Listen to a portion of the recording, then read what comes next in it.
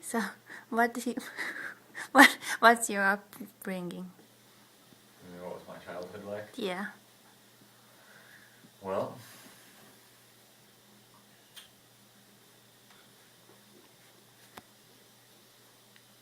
when my mother was pregnant with me, she was coming from old paradise. You know, she had come from a world where she got up most every day of her life. At times she didn't really want to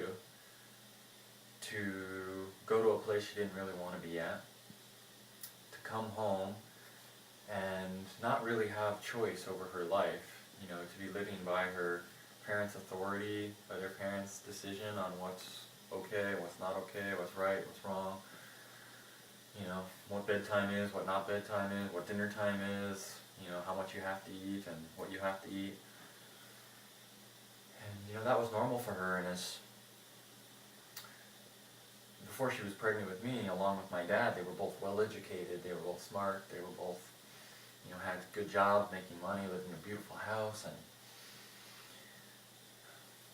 when my mother became pregnant with me, she realized, you know, she could feel this, just this importance. She could feel this sort of shift in herself. So now she's starting to explore all these new possibilities. You know, she knows that she was born in a hospital.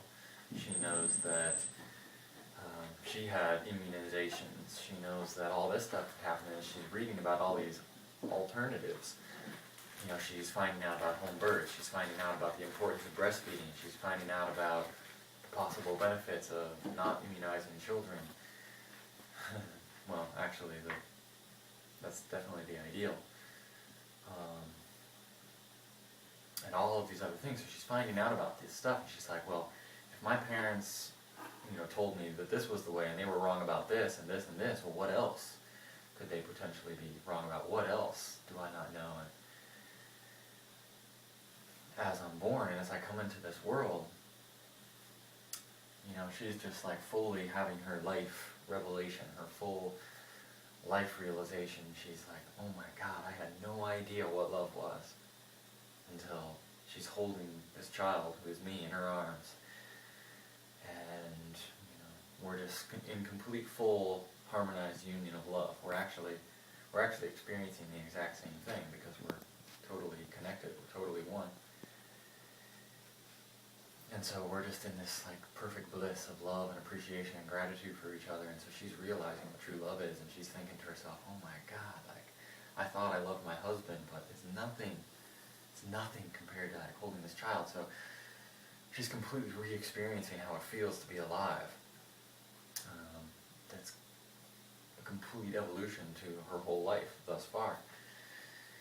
And so she realizes that she's not going back to work. She realizes that she's not putting me in daycare. She realizes that, you know, I'm not going to school, you know, unless, you know, that's what I really want. But she knows that she didn't enjoy it. She knows that she didn't know anyone that enjoys it. She knows that there's all of this stuff going on there that's not unenjoyable, and, you know, it's participating in levels of molding and manipulation and structuring and whatnot that are quite potentially very limiting. And so, you know, she realizes that I'm going to have freedom to self-design my life, and, you know, so she basically, I mean, she's dedicating herself fully to, you know, being a present mother. You know, so it's like, as, you know, even from day one, you know, she's communicating with me and honoring me as a conscious being. You know, I'm communicating with her when I want to nurse, and she is able to understand, she's able to feel, she's able to know that, and she's able to allow me to nurse, and she's able to know when I'm done nursing or when I no longer want to nurse. And, you know, when I'm asleep, I'm asleep, and when I'm awake, I'm awake. You know, there's no feeding schedules, there's no bedtime, there's no, you have to sleep this amount of time, or you have to go to sleep this time, and if you're not, you know, tired, you'll just, you know, lay there alone and cry until you fall asleep. So, you know, I'm totally sure of what I want. All I really want is warmth, comfort, and milk. You know, that's all I want. And so I'm being very honest with that. I'm being very fully, you know, I'm communicating that fully. That's all I want. This is, you know, my perfect life. This is my full desire, my complete passion.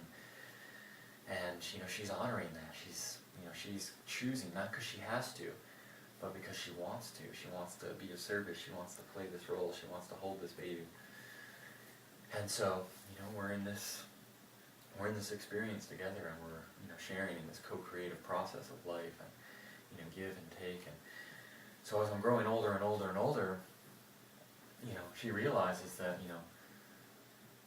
this child is coming, has come into this world pure potential, and this child is coming into her world, which is full of fear and lack and doubt and suffering and control and manipulation and poverty and starvation and war and stealing and jealousy and shame and guilt and attachment and expectation, all this stuff. So everything that she's actually ever known, no matter how enjoyable it's been or how powerful she thought it was, it's still all coming from that system, from that reality of, ideas. And so she realizes, oh my God, I really don't have anything to teach this child, because everything that I have to teach, all my ideas on food, all my ideas on, politics, on religion, on all of that stuff, I'm completely influenced by the world in these realms.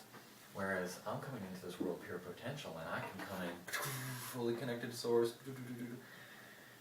And so she realizes that she's not here to be a teacher, but here to be a witness.